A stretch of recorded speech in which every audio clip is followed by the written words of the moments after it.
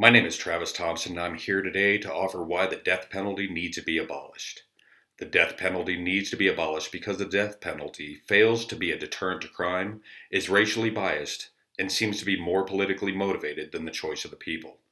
The death penalty, under the auspice of capital punishment, is the watered-down definition for legal execution.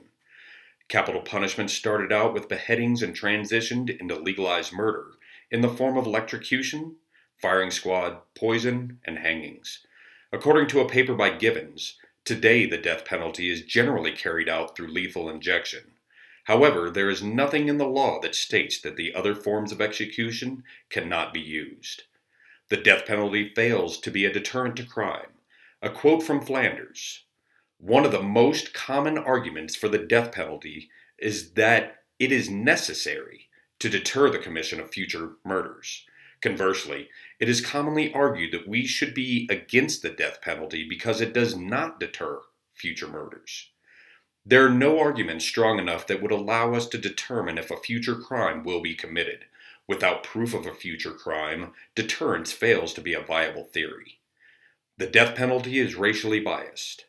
The legal system isn't just being shaped in ways that seem to be distorting around race. Race in our country is at a pivotal point now, more than ever. The racial disparities tend to have bias toward cultural differences. A study from DPIC showed, today there is growing evidence that racial bias continues in society, particularly within the criminal justice system. The existence of implicit racial bias among some law enforcement officers, witnesses, jurors, and others allows harsher punishment of minorities, even without legal sanction or intention. The death penalty seems to be more politically motivated than the choice of the people.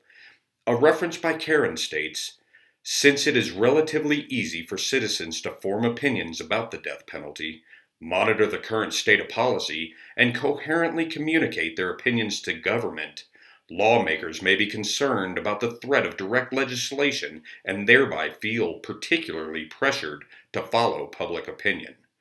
The same elected officials that appoint the prosecution with the backing of a state or federal budget fail to listen to the voice of the people. Outdated poll data shows overwhelming support for the death penalty, while public outcry shows a very different picture.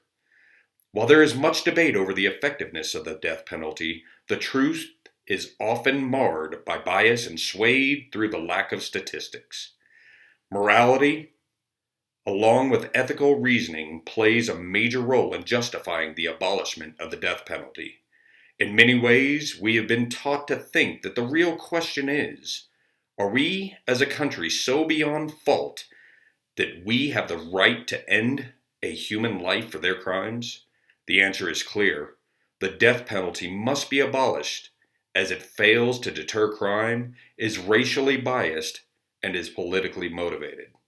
Thank you.